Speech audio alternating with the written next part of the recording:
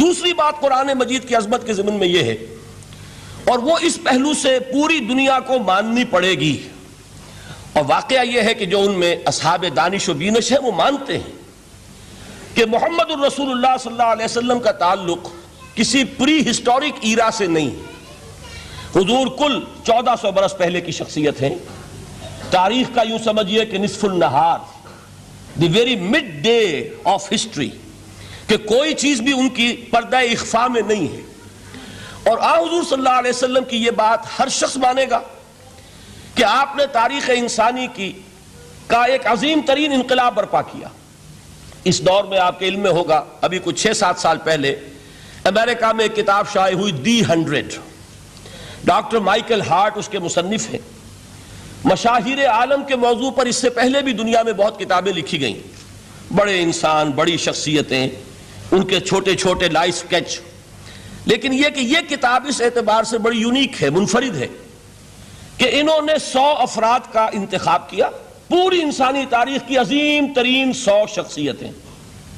پھر ان میں گریڈیشن کی، ان میں ایک درجہ بندی قائم کی۔ یہ 100 تو ہیں عظیم ترین پوری نوع انسانی میں، ان میں عظیم ترین کون ہے، پھر نمبر 2 کون ہے، پھر نمبر 3 کون ہے۔ یہی وجہ ہے کہ انہوں نے تاریخی اعتبار سے مرتب نہیں کیا، کرونالوجیکل آرڈر میں نہیں، بلکہ اس ترتیب سے کہ جو عظیم ترین انسان ہے اس کے نزدیک نمبر 1 پر اس کو لائے، پھر نمبر 2 پر جو ان کے بعد ہے۔ اور آپ کے علم میں یہ بات ہوگی کہ وہ ڈاکٹر مائیکل ہارٹ دی 100 میں نمبر 1 پر لائے محمد الرسول اللہ صلی اللہ علیہ وسلم، اور انہوں نے یہ کہا کہ بہت سے لوگ میری اس تصنیف میں نمبر 1 پر محمد کا ذکر دیکھ کر صلی اللہ علیہ وسلم حیران ہوں گے، اس لیے کہ ظاہر ہے وہ مسلمان نہیں ہیں، وہ تو عیسائی ہیں، تاحال بھی عیسائی ہیں۔ انہوں نے کہا کہ اس میں مجھے لازماً I owe an explanation، مجھے اس کی وضاحت کرنی پڑے گی، اور اس کی جو دلیل اس نے دی ہے وہ اس شخص کی ذہانت کی بہت بڑی عکاسی کرنے والی شے ہے۔ کہتے ہیں this is because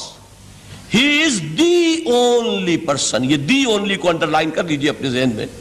واحد شخصیت ہے پوری نسل انسانی کی، supremely successful in both the religious and the secular fields، کہ زندگی کے یہ 2 خانے جو آج کے انسان نے اپنے ذہن میں قائم کر لیے ہیں، ایک خانے کو وہ کہتے ہیں یہ مذہبی خانہ، یہ انفرادی ہے، عقائد ہیں، عبادات ہیں، کچھ سوشل کسٹمز ہیں، اگر کوئی فوت ہو جائے گا تو کیا کریں گے، اسے دفن کریں گے، جلائیں گے، کیا کریں گے، پیدائش ہے اسے سیلیبریٹ کس طرح کریں گے، یہ سوشل کسٹمز ہیں۔ تو دنیا میں یہ مانا جاتا ہے کہ یہ تو ہے ریلیجس اور پرائیویٹ افیئر ہے زندگی کا، اور ایک ہے سیاست، معیشت، تمدن، قانون، عدالت، سیاسی نظام، معاشی نظام وغیرہ، یہ سیکولر فیلڈ ہے، اس میں کسی مذہب کی بات نہیں ہونی چاہیے، بلکہ یہ کہ جو بھی کسی ملک کے رہنے والوں کی اکثریت کی رائے ہو اس کے مطابق کام چلنا چاہیے۔ یہ ان کا ذہن ہے، ہمارا نہیں، معاذ اللہ۔ اسلام کے نزدیک انسانی زندگی انڈیویزیبل ہے، ناقابل تقسیم وحدت ہے، یہ ایک آرگینک ہول ہے، حیاتیاتی اکائی ہے جس کو تقسیم نہیں کیا جا سکتا۔ لیکن جدید ذہن کا تصور یہی ہے۔ اس تصور کے پس منظر میں دیکھیے کہ جو سب سے بڑی تحسین ہو سکتی تھی اور جو سب سے زیادہ ٹریبیوٹ پیش کرنے کا انداز ہو سکتا تھا وہ شخص نے پیش کر دیا حضور کو، کہ دونوں میدانوں میں بیک وقت انتہائی کامیاب انسان پوری تاریخ میں صرف ایک ہے، اور وہ محمد ہے صلی اللہ علیہ وسلم۔ اس لیے کہ جتنی بڑی شخصیتیں اور نظر آتی ہیں وہ یک رخی ہیں، یا ادھر عظیم ہیں یا ادھر عظیم ہیں۔ جو ادھر عظمت کی حامل ہیں دین میں، مذہب میں، اخلاق میں، روحانیت میں، جیسے حضرت مسیح خود یا گوتم بدھ، ان کا سیاست میں اس میں کوئی دخل نہیں، کوئی انقلاب برپا نہیں کیا، کوئی نئی حکومت قائم نہیں کی، تو وہاں انہیں 0 دینا پڑتا ہے۔ اور اس کے برعکس سکندر اعظم ہے، اٹیلا ہے، چنگیز ہے، ہٹلر کو بھی چاہے تو شامل کر لیں، جس کی فتوحات جو ہے وہ جنگل کی آگ کی طرح پھیلی ہیں،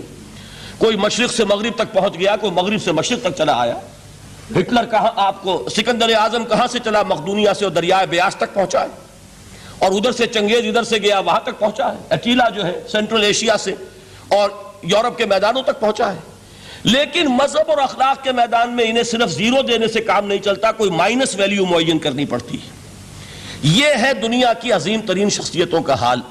ایک شخصیت ایسی ہے محمد کی صلی اللہ علیہ وسلم کہ ان کے بارے میں یہ کہنا مشکل ہو جائے گا کہ ان کی زیادہ عظمت جو ہے وہ مذہبی میدان میں ہے یا زیادہ عظمت جو ہے وہ سیاسی اور ملکی میدان میں ہے. ایک نئی تہذیب، ایک نیا تمدن، ایک نیا طرز حکومت، ایک نیا نظام معیشت، ایک نیا سماجی اور معاشرتی نظام، ایک نیا قانون فوجداری، ایک نیا قانون دیوانی، زندگی کے ہر اعتبار سے ایک انقلاب برپا کیا ہے. یہ ہے محمد الرسول اللہ کا وہ کارنامہ جس کو کہ غیر مسلم بھی تسلیم کرنے پر مجبور ہے.